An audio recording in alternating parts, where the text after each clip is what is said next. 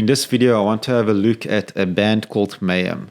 Now Mayhem is a band that's practically legendary in the black metal scene. And for those unfamiliar, black metal is a genre that's become infamous for its extreme music and, more disturbingly, its glorification of anti-Christian themes, Satanism and even violence. A big part of my life before I got saved, I spent as a metalhead going to metal gigs and playing in bands, and I was really into death metal as well as black metal. So I do know a bit about the scene and the bands. So I'm looking at all of this through a biblical lens as someone who used to be there and then got saved.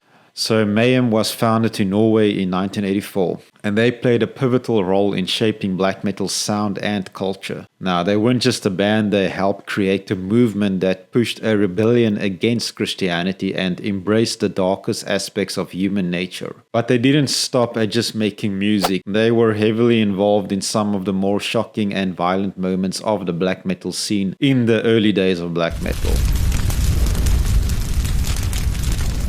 So let's go through the original lineup of Mayhem. So first there was a guy, and these guys all had nicknames. So his stage name, his band name was Euronymous, and he was the guitarist and a major figure in the creation of black metal and the sound in general. Euronymous was openly anti-Christian, and he was promoting Satanism through his music and his actions. Then we have the first vocalist. His name was Maniac, and he was later replaced by a guy known as Dead. On stage, he'd paint his face to look like a corpse, and this style of painting yourself in the black metal scene is known as putting on corpse paint. Now, this wasn't just for show. He actually carried dead animals around, and he eventually took his own life, which tragically became part of Mayhem's notorious history. So what's really disturbing is how the band handled Dead's suicide. So instead of mourning the loss of their bandmate, Euronymous took photos of Dead's body and even used one as an album cover. So on the album cover you can actually see him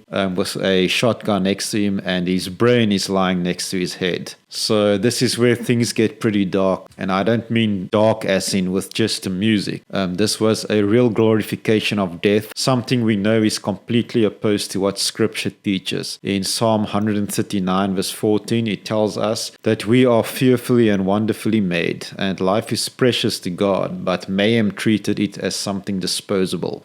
Then on drums we had Hellhammer. Now he was another key figure in Mayhem and has been open about his hatred of Christianity. It wasn't just about the music for him either. He wanted the band to fully embrace Satanism and anti-Christian themes. And then we had Necrobutcher, who was the bassist, and although his involvement in the chaos was less extreme, he was still part of this culture of blasphemy and darkness. Now I also need to mention Vark Vikernes. Now Vark was never an official member of Mayhem, but he was part of the black metal scene and recorded bass for Mayhem's first album. Now more than that, Vark is known for his solo project Burzum, another band that pushed anti-Christian and pagan themes. So his real claim to infamy is his involvement in the murder of Euronymous in 1993. Now after the murder, Varg was convicted of burning down several churches in Norway, and he's a perfect example of how far some people in the scene were willing to go to rebel against Christianity.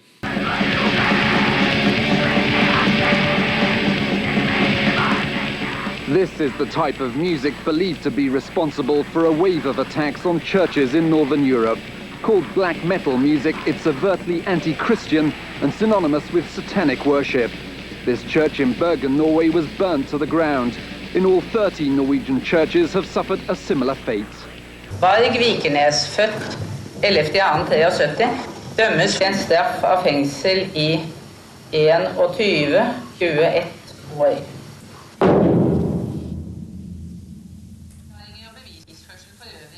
Vikernes ble dømt for overlagt drap. I tillegg ble han dømt for å ha tent på Holmenkollen kapell i Oslo, Skjold kirke i Rogaland, Åsane kirke i Bergen, og for forsøk på ildspåsettelse av Storetveit kirkes klokketårn i Bergen. Now regarding the spiritual takeaway from all this, in black metal, it's just not about the edgy anti-Christian satanic music or the shock value. Mayhem and others in the black metal scene actively promote a lifestyle that glorified death, destruction, and rebellion against God. And the Bible is clear about this. In Ephesians 5 verse 11 it says, "Have nothing to do with the fruitless deeds of darkness, but rather expose them." And that's exactly what we need to do here, expose the spiritual dangers behind this kind of music. Mayhem's debut album, The Mysterious Dom Satanas, is probably their most famous work, and this title translates to The Mysteries of the Lord Satan. And right there you can see their agenda.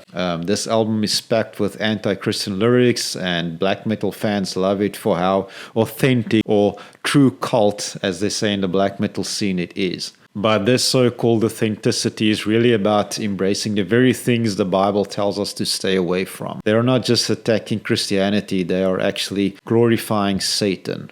The track Carnage from the band Mayhem is one of their most infamous songs, with its overtly satanic and violent themes. This song isn't just about shock value, it's an outright rejection of God and a celebration of chaos and death. The lyrics are filled with destruction and they glorify darkness and evil. There's no life or any hope in these words, and that's the spiritual poison here. The Bible tells us to guard our hearts, Proverbs 4 verse 23. And when you listen to songs like this, you are letting darkness into your mind and spirit. Now here's where the irony comes in. And this counts for the whole black metal scene in general, not just for Mayhem. For all their hatred of Christianity, Mayhem and bands like them owe their entire identity to Christianity. They claim that Jesus isn't real, that God doesn't exist, yet they focus almost exclusively on attacking Christianity. You don't hear any of these bands railing against Islam, Buddhism, or any other faith. It's always Christianity. They are so obsessed with tearing down Christian values and promoting Satanism, but if Christianity wasn't real, then neither would Satan be. Their entire image, their lyrics, their symbols, they all depend on the Christian worldview to have any meaning. So without Christianity, Mayhem wouldn't have anything to rebel against. No message, no identity. They hate what they need. Without the framework of the Bible, Satan is meaningless. Without the existence of Christianity, Satan wouldn't exist either. So why are they so focused on glorifying Satan and mocking the cross if none of it is real according to them? Deep down, it's because they do recognize the truth of Christianity, and that's why they lash out so violently. Their very rebellion proves that Christianity is the foundation they cannot escape. At the end of the day, they are not just fighting against Christianity, they are trapped in their need for it to exist. Without it, black metal as a genre would lose its foundation. They can't have Satan without the Bible, and they can't rebel without something to rebel against. It's this hypocrisy that reveals the truth of the gospel they're trying so hard to reject. So as Christians, what can we do? First, we need to pray for the salvation of those caught up in this kind of music. Without true faith in the work of the cross, they are just as lost as anyone else living in sin. The reality is, without Christ, they will face eternal separation from God in hell, a place of everlasting torment where the fire never goes out.